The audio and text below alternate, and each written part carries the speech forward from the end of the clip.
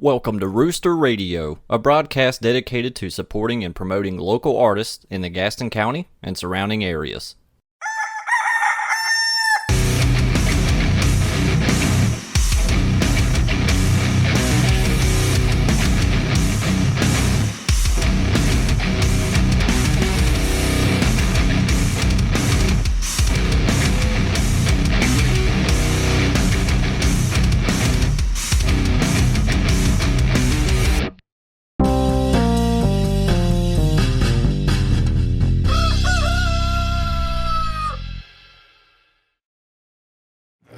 Using that software, it's like in my feed constantly. Well, it now. popped up, and I was like, "Well, fuck, let me try it." And I tried it. I was like, Hey, anything that makes it easier. Cause "You can get 10 free a month." So I have multiple email accounts, so I just use all the email accounts. That's funny. That's the best way to do it. Right, and then that way, the next month, by the time I've gone through the rest of them, I can use them again. If I use my Gmail or my Outlook for this one, I can't remember. I've thought about several times. I've thought about creating like a fake Facebook account, just because like people block me. They block me and they block the Rooster, like and then I get blocked too, so I can't. And see then them. I'll get messages from people like, "Did you see what such and such?" I'm like, "No, Messages, I didn't." Or just, then we get the screenshot. Or I'll get a screenshot and I'm like, "Oh, what a fucking coward!" Like, you're gonna block me and then talk shit, right? And I've thought about it sometimes about creating a fake profile so I could go like, just find it. But just the thought of creating a fake profile kind of disgusts me. I'm like, that's. It's like, who's got that kind of time? Yeah. I'm way too busy to be giving a shit about any of that stuff. It's just, I'm a positive person. I don't like shitting on people. I don't like going on social media and trying to make somebody feel bad. Like that's right. Bully shit, right? And but there are times where I'm like, all right, you want to go there?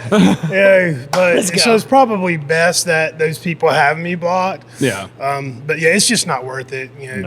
If having a fake Facebook profile, it's like it's almost as bad as the people. Like you'll get a friend request from the same person like 15 times over the course of 2 years because they keep like either losing their account or getting locked out of their account. I don't know how that happens. Like I really don't know how that happens to people. People get banned all the time from Facebook, and I've never been banned. I've been on there since 2010. Never. And I've been twice. I post a lot of stupid shit. Yeah. Like most of mine, I'm surprised no one's reported that. I have been reported once, but that was just because I posted a picture of the Rush Hemispheres album cover. No. It was Led Zeppelin, House of the Holy. Yeah. Which has the girls on there, which they were all wearing like nude suits or whatever. But I'm like, I was just posting my favorite album. And you got banned for that? Yeah. Well, we got a 30-day It got reported for nudity. Well, the thing is I've only got one more time with Facebook because there was something I posted and somebody did it and they flagged it and they were like, I was on a 30-day suspension. I couldn't do shit.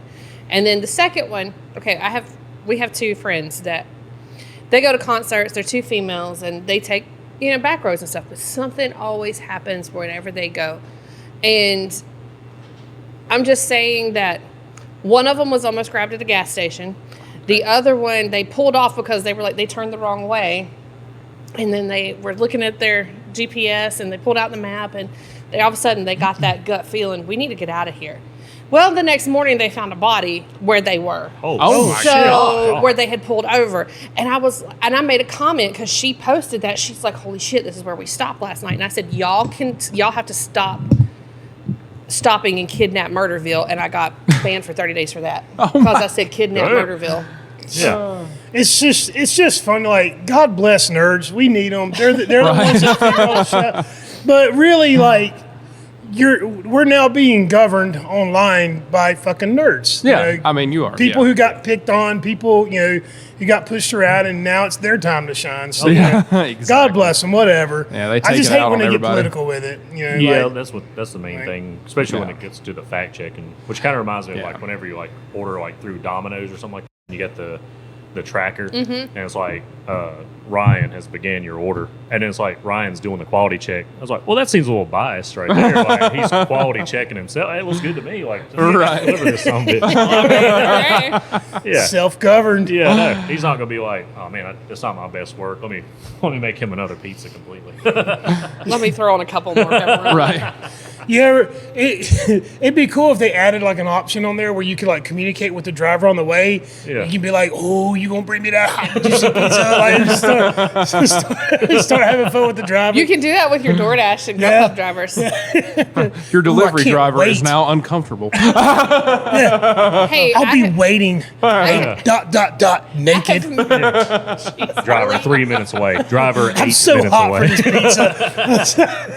I was going to say, we did make friends with the Grubhub driver, but he just took it to a whole new level. Well, the time would keep going up. Like your delivery's 3 minutes away.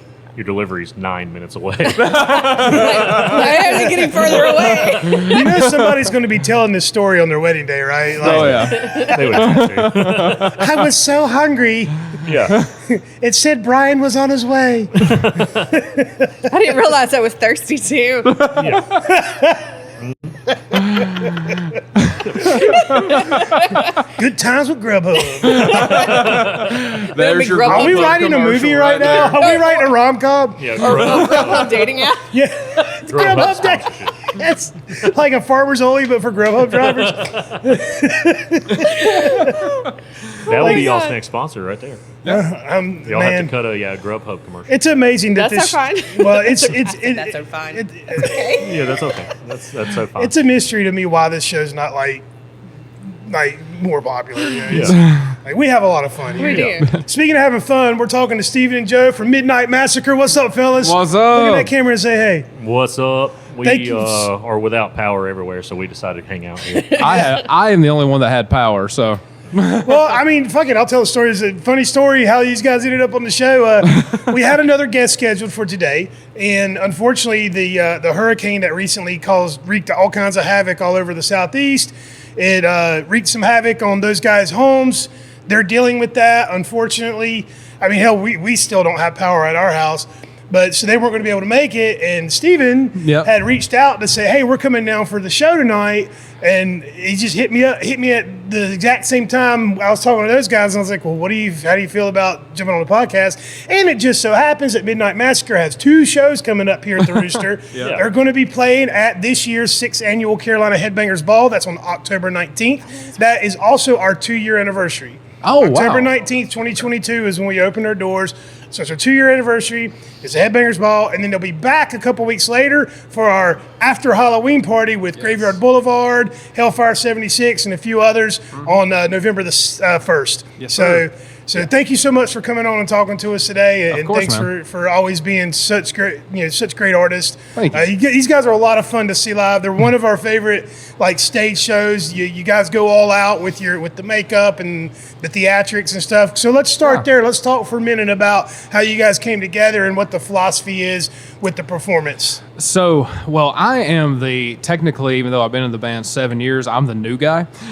So I will let Marshall Lawless here explain the early beginnings, and I'll jump in when I come in. Oh, yeah. So we were already in a thrash metal band, myself and Raven, the guitarist, and Dee, the drummer. We were in a thrash metal band called Perfection in Decay. Perfection what? In Decay. In Decay? It's a line from a Twisted Sister song, You Can't Stop Rock and Roll. He Okay. says total style, Perfection in Decay. And in the video, he sniffs the flowers and throws them out the window. And I was like, that's badass, Dee Snider. But then we all fell in love with a guy named Wednesday 13. And we're like, man, that's actually a cool genre.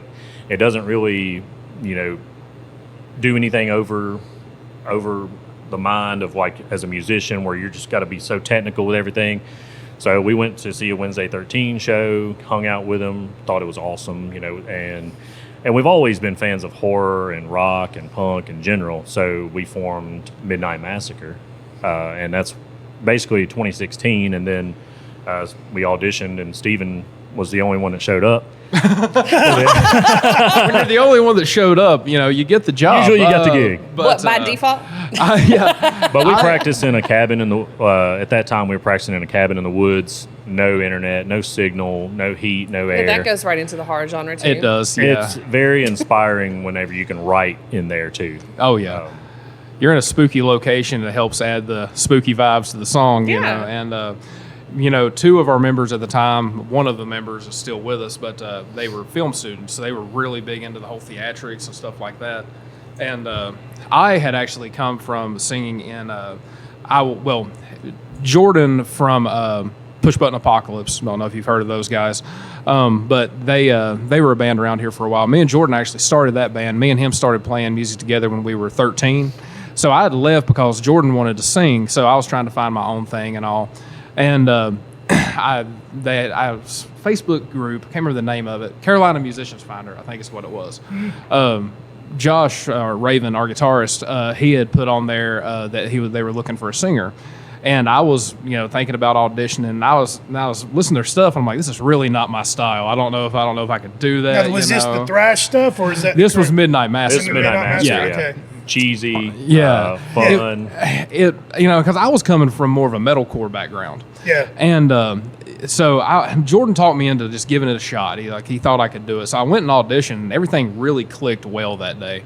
And these guys told me, we'll get back to you. We got one more guy that's going to audition. And I was in the band for about 6 months before they told me I actually had the gig. We had played some shows and everything. And they're like, I was like, when's that guy going to come and audition, man? How long am I still filling in here? Is that just to keep him on his toes? Pretty much. Yeah. You want to test the dedication. If you want to keep people showing up for practice. Gotcha. We didn't want to say someo's a member and then all of a sudden you don't see them at the next practice, or they keep bailing on you, because we had that happen. That's funny. Before. I do the same thing here with employees. I'm like, well, come try out. Let's see how it goes. Yeah. I never hire anybody. I'm just like, all right, come back the next night, and if things go well, it's like, all right, cool. That's the way to do it. I mean, it shows a dedication level. I was going to say, some of us just don't go away. Just keep showing up. Just keep showing up. You're not even on schedule, and you just keep showing up. In the music business too, people are so flaky. I mean, when I was playing, artists bands, in general can be. Yeah. Like when the bands I was playing in with Jordan, we went through a rotating cast of people for years. Could never keep a consistent lineup. And that's why I was really happy to get with these guys, because they were all dedicated. We all had the same vision. And honestly, I learned a lot from playing with them, because I had never been theatrical on stage. I had really short hair at the time. I didn't dress crazy. Now I dress really crazy and have long hair. And then he was like, shouldn't the music speak for itself? The image is not all that important. And then now I'm like blinged out with a twist. Now you got to match the image. Now. It's extremely important. It is. Yeah. I'm on record for saying, music doesn't always have to be deep, serious. Yes, some bands you want the music to speak for yourself. Some bands want to be political, i.e., Rage Against the Machine, right? Some bands are flashy. Some bands are kind of laid back. But what you guys do is fun. Yeah. You guys are fun. And that's you're fun to watch. You're fun to listen to, and that's kind of it's almost as important as the music itself, is that element of fun, because I've watched you come in here and a lot of times, especially in a small room, it's hard to get people excited. You get people, when you're at a big huge stadium show or big pavilion show, everyone's fucking screaming, having a good time. But when you're in a small space, people get self-conscious. Oh yeah. They don't want to be the one person that jumps out on a dance floor. But what you guys do, you come out and you just get everyone, you don't give the audience a choice. It's like you're going to be part of this show. That's and that was our goal, especially talking about when the first time we played here. Been playing in the Greensboro scene for a long time. So we have fans in Greensboro that come out and see us regularly. Gastonia, we'd only ever played once before, and that was in 2018. Yeah. And we played at the Rock House a long time ago. And anyway, so we came here. We didn't have our regular crowd here. So we get on stage with our makeup and stuff, and it's been a while since we've experienced people being kind of just not knowing how to take it. And so we got on stage here, and the crowd, the first song or two, didn't seem to be getting it. And so me and Joe and Raven and we were all just we're going to crank this up and try to do anything we can. Mm-hmm. And you're talking about getting the crowd into it and getting not giving them a choice. Being the first one to get moving You know, a lot of times you put that on a crowd, they won't be the first one to do it. That's why we are always big. Like, we jump in the crowd, we get around people, we'll dance with people. You know, the crowds really like that. They like it when somebody comes out from the hallway running around with their guitar and bass, and they get in the crowd and jump off the stage. They love that. Oh yeah. There's one other band that's played here multiple times that has that same energy, different type of music, but that's Heathen Son. Yeah. Okay. Heathen Son does the same thing. Like, they get down in the crowd and like they're like jumping up on chairs and tables and stuff, and like just it's like you're just throwing a party. Like, They said they got on the bar that one night. Yeah. Kyle did from AYMB. Oh, okay. Yeah. We've had one guy has gotten up on the bar with his gutar and play. You know, I didn't know that was an option. I mean, but we do have 2 shows coming up. We have 2 shows coming up, so. I mean, I really don't like, as long as you're not being a dumbass. You know, like yes, you can hurt yourself, but you can hurt yourself fucking walking across the street. Steven's just going to do it to order a drink. I'll hop on the bar and be like, I want that one. As long as it gets people buying alcohol, man, let's go. Well, since I know that you are a fan of Wednesday 13, you're familiar with Graveyard Boulevard, right? Yeah. Did you ever see it when Sicko Zero played drums? I didn't see them. Okay, so his thing, he would get up, he would pretend to throw a tantrum. It's like, fuck this shit. He'd just walk. They're in the middle of playing. He'd get up, just walk off. He'd go up to the bar, order a beer, and they're like, "Where's our fucking drummer?" He'd be like. And then he'd get his beer, walk back on stage, and just pick up where he left off. We had a thing going for a few shows. Joe would we do this thing. We introduce the band at the end of it, their stage names and all that. And Lawless was one of the ones I would always get to, and he would be in the crowd because we play wireless. He would be in the crowd somewhere, and he would hide from me. So I would not know where he's at or where to point to. So I'm looking. I'm like, and on bass guitar. Where the hell did he go? Those were awesome because there was one time where I was just randomly sitting on a couch somewhere, and I just hear Steven go, and on bass guitar and on his ass. How did y'all come up with the alter ego like stage name thing? Did y'all each kind of come up with it on your own? Did y'all work on that together? How'd that come about? Everyone was responsible for creating their own character. Yeah. Because you kind of want to separate that from who you really are. Right. Especially when you're on stage, you want to create a persona, and each one of us, it ended up all of us have different eras that we ended up being part of. My character's name is Marshall Lawless. My last name is Marshall, and mine is based on my grandpa's love of westerns and my dad's love of rock and roll. So I kind of just combined the two. I made it a little play on words with Marshall Lawless. He's kind of set in the Old West and things of that nature. Steven's kind of more the modern guy. Raven's more of a Victorian. Well, let's go through them. Steven. Mine with Steven Midnite. I was thinking, I've always been big on being a front man. Like I don't want to just sing. I want to be, a front man. He says that with those glittery bracelets. Yeah, exactly. I want to be flashy. That's my thing. And so I took the name because you have guys like Danny Filth from Cradle of Filth, or Alice Cooper. I mean, it's like the name goes with the front man. And so when we had Midnite Massacre, I wish I could have came up with a better first name. I really should have, but I just went with Steven Midnite, mostly based off of Danny Filth.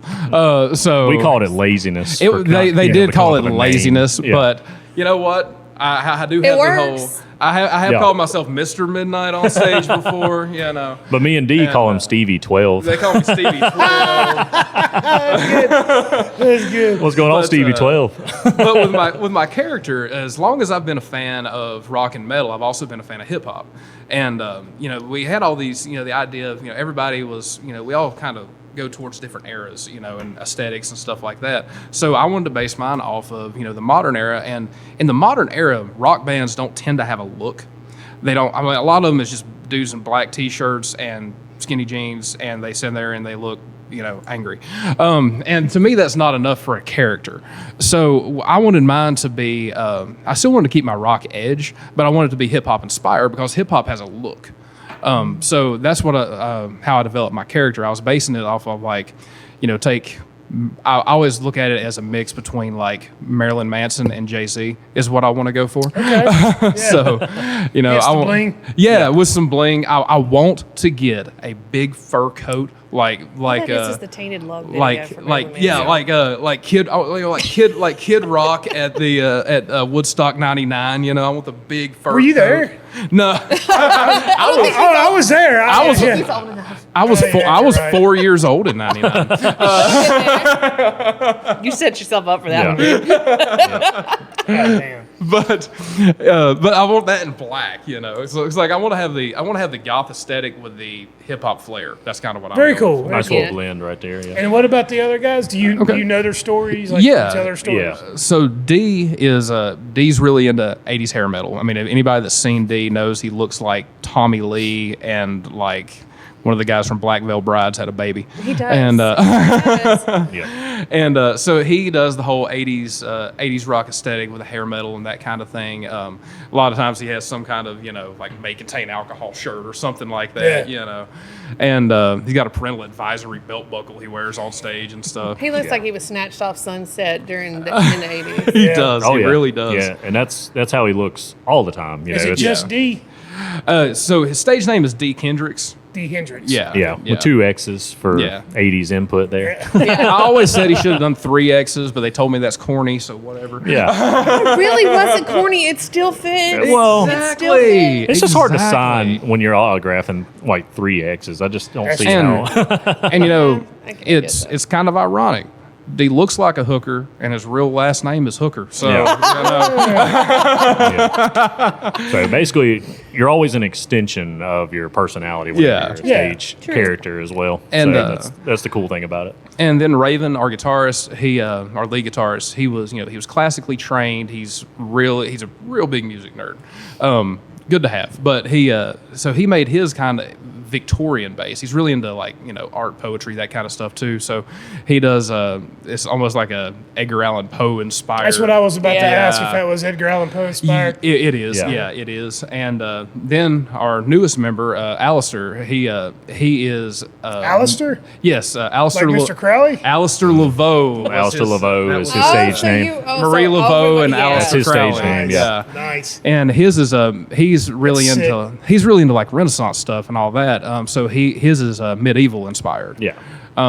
So that, you know, and when we say inspired, I mean obviously we ain't like full like, you know, area accurate regalia, but that's what we base our looks on. Yeah. I don't know. It's good. I wanted you to be able to kind of tell the story so people could understand like where you're coming from. Yeah. And it's crazy when we're all I had to on stage. explain y'all's look to somebody one time, and I don't remember who that was, but they were like, I don't get it, and I'm like, really? Yeah, it's like we're like cheap. we're like gothic Cheap Trick. We all have our own thing going on. Yeah. Like, I mean, you have to go in. You have to go into the show like willing to like, you know, suspend reality and have a good time. You know, like that's the point. That's what you're doing. Exactly. You know? You kind of want the people to guess. Like one of our early shows, I guess based on the name, we were opening up for a death metal show. Yeah. And I don't guess they had ever heard of us. It's like Birth. of They just Red- saw the name and was like, Yeah. These guys. And we're the first ones up there, and we're up there with the sing-along choruses. Yeah, and like we got piano. getting the crowd We used to have piano. participation Yeah. So and like, we had everything. piano. Yeah. Like, oh my God, they actually have melody. What the hell are they doing here? We played at a biker gang's clubhouse one time. How'd that go? Well, good until we played Chain Melody, which Our is like 50s style do song. do do do do do do do do do do, and they didn't walked like out. Oh man, it was like how we got out of there alive. I'm not even really sure. Their wives 'cause and they looked girlfriends really stayed, pissed. so you know Yeah. they liked it. There was some people dancing, but you could tell like you have an hour to get the fuck out of our town. Yeah, Well, I mean, it annoys me when we get people in that are like that, like Yeah. that have that like crossing their arms, kind of looking down their nose, kind of. Yeah. It's like, what? Why are you here? Like, Yeah. Why are you They're here? usually Yeah. because I'll go out and introduce the bands and try to talk to everybody, and they're the ones that just sit there and they're quiet, and I'm like, what Yeah. the fuck is wrong with you? Yeah, well, and it's exactly. and a lot of them, and we've been called posers before, so many times. But we'll have people say stuff like that, and it's like you do realize like we're all like death metal fans, like we're into heavier music. You know, we do this because we want to do something different. Yeah, it's you know? fun. It Like, stands out. Yeah, it's like Yeah. we don't do heavy really heavy stuff because we can't. It's because we don't want to. They're just Right. not familiar It's oversaturated. with the horror Yeah. section of there's- the multiple genres. Yeah. Because that's what and I've realized that I've become a sucker for, they're multiple genres under the horror section. Yeah. Mm-hmm. I have not really found a band that fits under the horror section that I don't like. I love oh shit, my brain just went blank. I love the horror pops, which is rockabilly. Yeah. I love Graveyard Boulevard, which is horror punk. Mm-hmm. Wednesday 13 fits in that. Mm-hmm. There's so many other bands that just fit in that horror group, but they're different genres, and they never fail. Oh, yeah. Right. And that's what's going to be cool about the show on November 1st. Yeah. The after Halloween party. It's a day after Halloween because it's a Friday. But that whole bill is like horror-themed bands. Oh, yeah. Dude, I love the band names on it. It sounds like just based, like if I had never been to any of the band shows, just based on the names of the bands, it sounds so cool. I mean, you got Midnite Massacre, Hellfire 76, Digital Dolls, Graveyard Boulevard. Like, it's just such cool band names. Yeah. What genre do you think those guys play? Yeah. Come to find out, it's all gospel groups. It's funny. Yeah, come get Psalm tour. It was funny you say that because we were talking before the show about how like you guys are kind of busier in the fall time. Oh yeah. But then in the spring, not so much. And I was like, well, why don't y'all do like a whole alter ego thing where like you're like write Christian rock and be like a whole nother band with alter egos. Then you can like come up with like Christian rock stage names. You know what I'm saying? Oh yeah. We would open up our world to a lot of different venues. Be a Striper cover band. Yeah. Oh yeah. But it's fun, and that's the point. Like, and that's what I love about you. You know, most nights I'm back here behind the bar working, watching what's going on stage, and I don't know if y'all have ever noticed, but I have a good time back here. I'm dancing and singing along, and I'm clapping, and because I want to enjoy the show. Yeah. It's hard to do when there's not a lot of people here. Yeah. I ain't gonna lie. When it's an empty room, I'm a little more pissed off about that than I am anything else. But But it's so much more fun when you bring that fun energy into the room, and that's why we love to. That's why we keep bringing you back. I have watched people. I have seen you guys play here, and people look at you like they didn't get it. Yeah. And I've gone and been like it's a show. Like they're having fun. It's theatrics, and then you're like, oh. It's like, I mean, we look at it, almost like we're pro wrestling characters because we're big wrestling fans, and like we follow kayfabe on stage. I mean, we follow our characters on stage, and a lot of people will look at it and just think we're weird, and it's like, no, you're not getting it. Right. Yeah, but and my dad actually has always been supportive of me being in a band even since I was a teenager, but he said, I'll support it, but I better not ever see you just standing there playing your instrument because... Good on him. So I was raised on that 70s and 80s rock and roll. Did your dad play? No, he didn't play, but my dad's best friend did. He was in a metal band, late 80s, early 90s. My dad was part of the crew for them. But yeah, he raised me on 70s and 80s rock and showed me all these concerts and things of that nature that... You just saw people jumping around, having a good time. The crowd was having the time of their life, and it was kind of like these people go to these shows to escape what they're going through. They don't want to think about what they're going through in life. So he's like, don't just get up there and stand around and just play your instrument. And he's like, you got to move. Like, you got to make these people believe in what you're doing. That's the point I keep trying to make to people, like, because a lot of times people come in here and they don't know what to make of this place. Like, first of all, it's clean, which is rare. Yeah, it is rare. Second of all, like, everything in here is art. Like, it's just a big explosion of art. So, like, it's not dull. So, like, when you walk in, there's a little bit of sensory overload. And people, they get these puzzled looks on their face, and I'm like, you come here to wash all of your troubles away. Oh, exactly. Like that, when you walk in, whatever it is that's on your mind, that's bugging you, that's eating at you, that stays at the door. You come in here and have fun, and sometimes we are really, really successful at that. Yeah. With shows. And other times not so much. It's always so much fun to play here. Like me and Joe were talking last night about the most fun we have ever had at a show, and I can definitely say this for me. Most fun I've ever had at a show was when we played with Spread Eagle here. Spread Eagle, our good friends in Fury 58 and Pageant, love those guys too. I mean, it was like every band was just brought it that night, and we was all like, it was like friendly competitive because everybody was trying to one up each other, and but everybody was so cool with each other, like we were, me and Frost and Ray West from from Spread Eagle were all hanging out that night and everything, and you know, D had a real good night that night. D did have a real good night that night. Yeah, we'll have to record a separate episode to remind him how good of a time that he had that night. See, D was going to be on the podcast tonight, but he had to work, or today, but he had to work, so we get to talk crap about him this whole time. So it's a rarity that I had to keep a band member from crashing into the brick wall outside by standing up. Yeah. Let's just say it that way. I love you, D. Yeah. Look.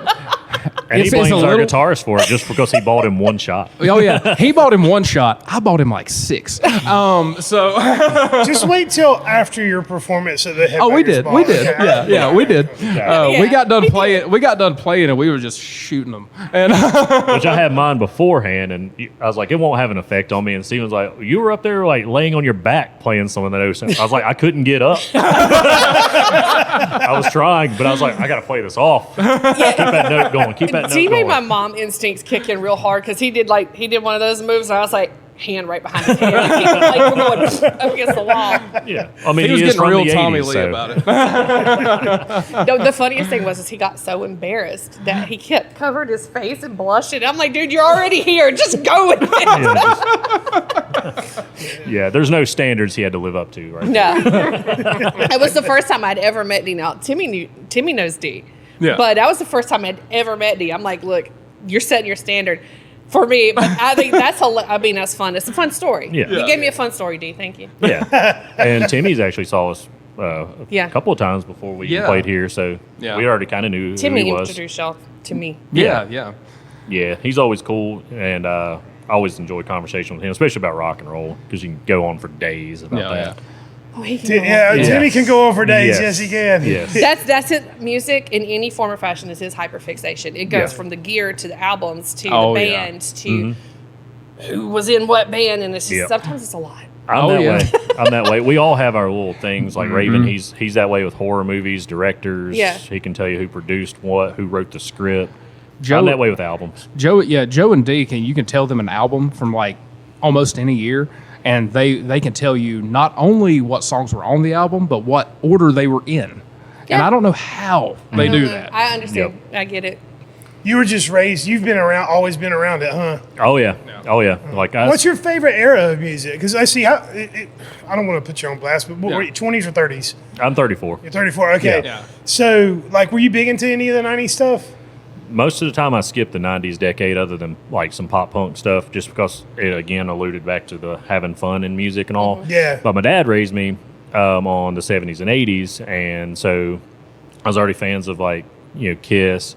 Rat was one of his favorite bands, Motley Crue, Wasp, Twisted Sister, all those bands. My favorite era is actually still the 80s. That's what I was to the most. Even 80s metal. 80s metal in general, and actually still some 80s pop and new wave and stuff like that. That's like the Cars are one of my favorite bands too. So I think, and I still like a lot of Blondie and things of that nature too. But I think that whole era, I would say from like 70 to, we'll just say like 92, is probably like that window right there is probably my favorite genre of music to listen to. There was a lot. I mean, the 80s were fun. Even the pop and even hip hop. Oh yeah. The 80s hip hop. Those dudes were having a blast telling stories. It was so much fun. And then and I ain't gonna lie, I love the grunge bands. Like I was big into Pearl Jam and Alice in Chains. Not so much Nirvana. Sorry. Yeah. They've been trash for a long time. So, but it's like music was all like happy and fun. Then all of a sudden, it's all doom and gloom. Everyone got depressed. Everybody got depressed. Yeah. I mean, there's some prolific music from that era. Yeah. But it did suck all the fun. You know what I mean? Ever since that all happened, now, and I get why bands do it, and it comes from a good place, but to me, music's supposed to be an escape from reality. Yeah. But you'll have a lot of bands get on stage and try to do like a motivational speech, or have you ever? That's annoying. It is super That's really annoying. Fucking annoying. It's like I'm at a show and I'm trying to have fun, and then they're like, "Have you ever suffered from depression?" I'm like, "I am now." The only time it turns doesn't into an bother me is infomercial. when they're like, "Look, if you're here tonight and you've been thinking these thoughts, you're not alone. Yeah. If you're thinking about committing suicide, it comes from it comes from a good place. A couple of lines is one thing, but to have like a 3 to 4 minute tirade. Yeah. I fucking love Mudvayne, and I'm always gonna love Mudvayne. Yeah. But Chad goes. He's got like this He's whole huge on speech it. because I've seen him a bunch. Even Yeah. with Hell Yeah, he did the same thing with Hell Yeah. Yeah. And I saw Hell Yeah a bunch of times, and it's like every show he does, there's like this 5-minute speech, and it's like we get it. Like say the thing and move on. Like you don't have to harp on it. Yeah, and like I say, it comes from a good place, and I understand why they do it. It's just, to me, it can kill the vibe of the show. It can. It can. Yeah, it can. It can bring everybody so down. You're like, well, you know? I was having a good time. Yeah. Well, now that you mention it, I am kind of depressed. yeah. My credit score went down. There was a new. I guess it's kind of like a documentary, but it's 3-part. On Amazon Prime, Nothing But a Good Time. Yes, we've actually been talking about all getting together and watching that. Yeah. Well, I've already watched it, but because you know who my husband is, we already watched it. But there was, we're talking about the 80s was the fun party. Mm-hmm. It didn't really matter what type of music. It was a fun party. And then they were like, all of a sudden, here comes the grunge scene, and everybody started feeling their feelings because they got tired of partying. So that's what I don't know who it was that said that. I I think it was one. It's like the recovery day after. Yeah, it was like one of the ladies from It was the hangover. The hangover. and that was a long ass hangover. Yeah, it really was. Oh yeah. Well, I mean, but then like one thing I do appreciate about the '90s, and I've said this before on the show. It was like an explosion of creativity because up until then there were like very like you had heavy metal, it was thrash metal and glam metal, Yeah, and then like you had hip hop and you had your classic rock and like 90s they started mashing up genres. Yeah. Like the first time you heard 311. yeah. How are you not like, holy fuck, this is amazing? Yeah. Yeah. It's like Sublime. Who knew you could mix punk rock and fucking reggae? Yeah. Like who knew you could do that? And you get Sublime, you get ska, you get like Yeah, I do love some ska too. do Mighty too. Mighty Ball Stones. and then all of that kind of got lumped into alternative. It was all just because it didn't fit any other. well, genre. those were still fun. And Like Yeah. Sublime was still fun. No Doubt still had fun. Yeah. But then you had like the grunge ones that were they were emo before it was emo. Well, it's by the time we got to the late '90s, everything was either if it was going to be. Sorry. Oh, you're good. You're good. By the time you get to the late '90s, it was like you were either going to be new metal or you were going to be. He's her all, you're going to be trying to sound like Pearl Jam. Well, what's your favorite like time or music era? My favorite. It's a hard question for me. So, what I listen to the most now, and it's honestly influenced from these guys, is 80s. I listen to a lot of 80s rock and metal. But as far as what I was raised on, it was 70s rock through my dad.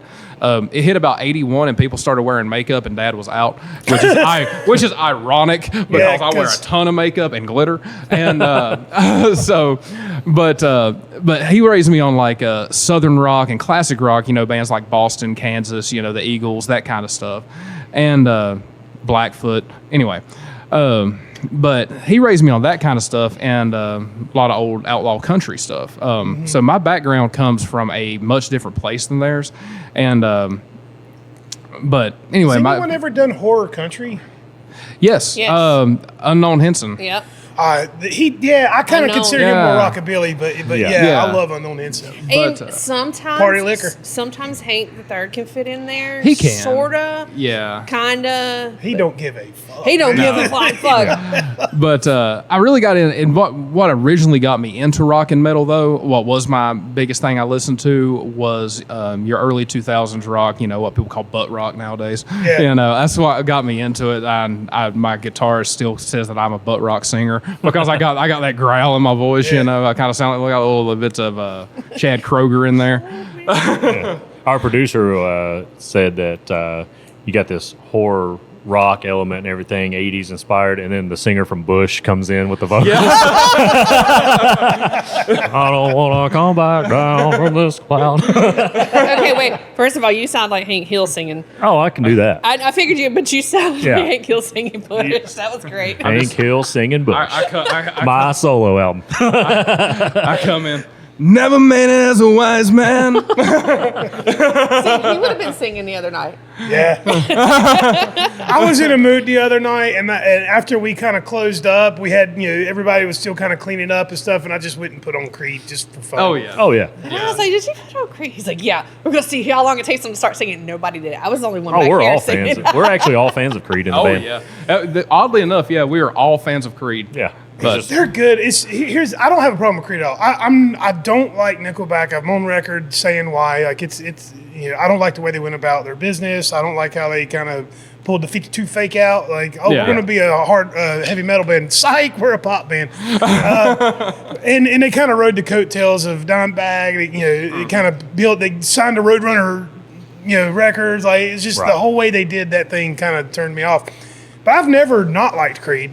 Creed. My thing with Creed is Scott Stapp as a performer is fucking hilarious, man. Like he is so fucking hilarious to watch on stage. I mean, the dude, look, make no mistake, he's one of the best voices of his generation. The dude can sing better than just about anybody. But watching him sing is fucking hysterical, dude. It's like he takes himself way too seriously on stage. Way too seriously. When I was a kid, though, I remember my brother was a big Creed fan, and remember watching him put his foot on the speaker and do that whole lean. Yes, that's what I'm talking about. I just always thought he's got the pump going. I always thought it looked so cool how he done that. Steven ripped that off. Can we expect to see that at the Carolina Headbangers Ball? I've done it before, and I'll do it again. But you watch anybody who brings an ego box on stage, they do it. Yeah. Oh yeah. Absolutely. I'm not gonna lie. There's a lot of front men I rip off, and I just kind of make a conglomeration of what they do. Look, if something's cool, it's cool. You know what I mean? Yeah. I mean, like the way I talk on stage when I'm, my friends, we are Midnite Massacre. I get that from David Draymond from Disturbed. He has that very theatrical speaking voice. I think Disturbed is a really fun live band. Mm-hmm. My wife fucking hates them. She cannot stand. You either love them or hate them. She hates Disturbed, and I'm a fan of the first two albums. I love to hear what she hates. I really do. Give me a second. I'll give it to. There's a list. The first two Disturbed albums, hands down, fucking great albums. Oh yeah. The second album didn't get the attention. I don't know if anyone remembers this or not, but Prayer was the hit off of that album, and they had recorded a music video for it, and the video was like buildings crashing down and coming down, but it was being released as 9/11 happened. 2001. And they pulled the video because of the buildings crashing down, and that whole album kind of got buried, but it's a fucking killer metal album. But then after that, it got real repetitive. It did. But they're still one of the most fun, like big theatrical fun live show. For me, see, Disturbed was the band that got me into metal because, like I say, I wasn't raised on metal like the other guys. So when I got into metal, they were the first band I got really into. And first album I ever heard by them was 10,000 Fists. Mm-hmm. And that album to me is still my favorite, their third album. And then Indestructible, and then I got into all the other stuff too. And the first band I ever saw live was Disturbed. And then I feel like when Asylum came out, which is the first album I ever bought with my own money, I was 14. That'll make you feel old. Thanks. Nah, I'm just picking. But it's fine. Hey, look, I was there for a lot of the old. So I got stories. So I was there. You had to buy the album. When I got Asylum, I was so excited to listen to it, and that was the first Disturbed album that I could not stand. Hated that album, and I haven't really liked anything since. That happened to me quite a bit when I was a teenager. You still had to go to the record store and get see like when I was a kid, it was cassette tapes. Yeah. Then the CDs. So what was the first one you bought with your own money? I'm trying. When he said that, I was trying to remember. Yeah. I'm pretty sure the first album I bought with my own money was Pearl Jam Versus. Okay. I think that's the first one I bought with my own money. Yeah. I loved Pearl Jam. That was my favorite fucking. They're still one of my favorite bands. Yeah. I've grown with that band. Like through the years, they've released albums and songs that have like paralleled my life. You know what I mean? Like there's a song off of No Code that I used to put on repeat in the car to get my son to fall asleep when he was a baby. You know what I'm saying?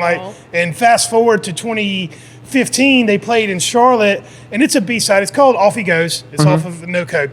And my wife and I went went to that concert in 2015, and they do 3-hour shows. Yeah. So like it's not uncommon for them to play a deep cut, but they hit the first few notes of that song, and without missing a beat, my eyes started welling up, dude. I couldn't hold back tears. I was like, holy shit, they're going to play this fucking song.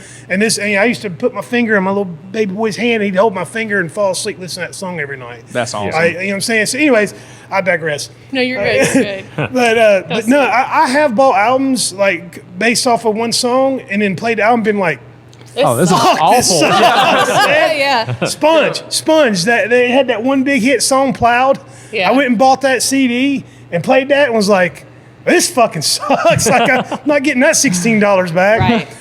There's quite a few that are like that. Yeah, but no, it's crazy now because like I don't know, it was the whole experience, like getting to reading the insert, getting to know the band, who they thanked, and the words to the songs, and now everything's like so digital. We're missing that connection. That's part of why I do the podcast, like is to kind of get the backstage connection pictures and shit that'd be in there. That stuff was fun. Oh yeah. When I was in high school, talking about the digital end of that, like it, my every day when I'd go home from school, I would look up interviews with the artists because I want to know how they thought. I want to know, how somebody in that position that can make that kind of music. I want to know how they thought about what they were doing. So I would watch interview after interview after interview, and I just got really obsessed with it in high school because I'm still into sports, but I was mostly into sports until then, and I just got so obsessed with music then just by. I just became enamored with that way of thinking, the artistic way of thinking. Yeah, no, I couldn't agree more. I love especially long form interviews where you can really get to know an artist. People will say you never meet your heroes. I've been on record with this. I loved the Smashing Pumpkins until I saw them live. Really? I was so disappointed. And then if you listen to interviews with Billy Corgan, he's kind of a cock. It's like. But he's like the exception. Most of the time, you can get something out of getting to know the artist that you love their music. I don't want to go. I want to make sure I let everybody know the other band my wife hates is fucking Linkin Park. Oh, she calls them the boy band of rock and roll. She's not wrong. What's funny is that we're both huge fans of I Prevail, and they're the new boy band of rock and roll. Make no fucking mistake about it. They are the new Linkin Park. I got to the very first time I saw Linkin Park. I think it was it Ozfest? I don't know. It was for one of their most big tours. And I'm like, you hear them on the radio, you hear the album. I'm like, okay, great. It's all brushed up, cleaned up. They get up on stage, and I'm like, what the fuck? This sounds like shit. They sounded like shit when they played. When they played Ozfest here, I'm like, what the? Yeah. Maybe they had a bad night. They could have. A band that really disappointed me live was Mastodon. I've always been a Mastodon fan, and I like their music. But when I saw them live, they stood in one place and played, and fucking just looked nail sterile. on the head, dude. I saw Mastodon with Primus a few years back, That's disappointing. and I was like, I might as well just close my eyes like I'm listening to the album. Because they're not doing shit. They're not adding anything. That's the problem with having your drummer as a singer too. If you need a front man, if you're going to if you really want to bring kill everybody in, because the music's fantastic. Then Mastodon's a really, really good band. Yeah, they're incredible musicians. Incredible musicians, but their live show sucks. Yeah, it does. It's awful. I saw them at Carolina Rebellion, and I'm like, what is this? Yeah. All right. I don't want to end the show shitting on people. Let's talk. Oh yeah, sorry. Yeah. Let's go around and talk about one of the most incredible live performances you've ever seen. Let's go there. Okay. So, I already started. I guess I'll start. Anyway, I have an instant one for me, and a lot of people are probably going to roll their eyes at this, but it's true. Best band I ever saw live was Avenged Sevenfold. Oh, dude, love that band. I stood in one place for 12 hours to see them. I didn't use the bathroom. I didn't get a drink. I stayed at one place so I could move up to the front. It was at a Carolina Rebellion. Yeah. And dude, they were amazing live. And I was close. Was that the one where they had the big, huge, fucking gargoyle looking? Yeah. That was a killer set. I was close enough to where when the flames would come up, I could feel the heat on my face. Yeah. And it was so cool. And I'll never forget. They played A Little Piece of Heaven, and they never play that live.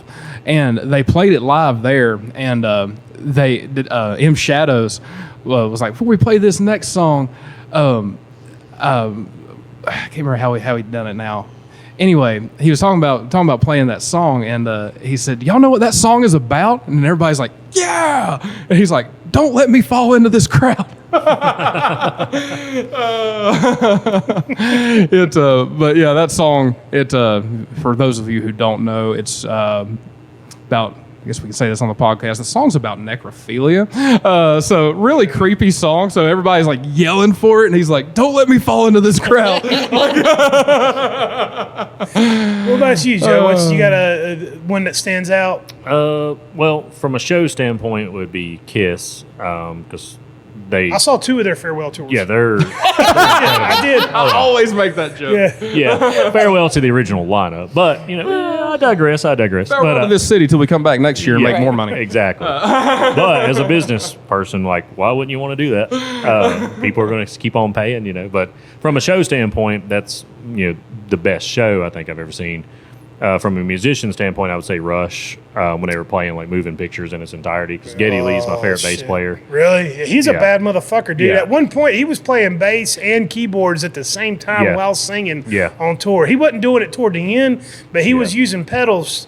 Yeah, he was doing a lot of that, and I could never pull any of that off. But he's my favorite bass player, so I try to play like Geddy and then jump around on stage like Paul Stanley. I try to combine the two. Yeah. So, nice. But yeah, from that standpoint, and then finally getting to see LA Guns live, I'd always wanted to see them because I have Which version?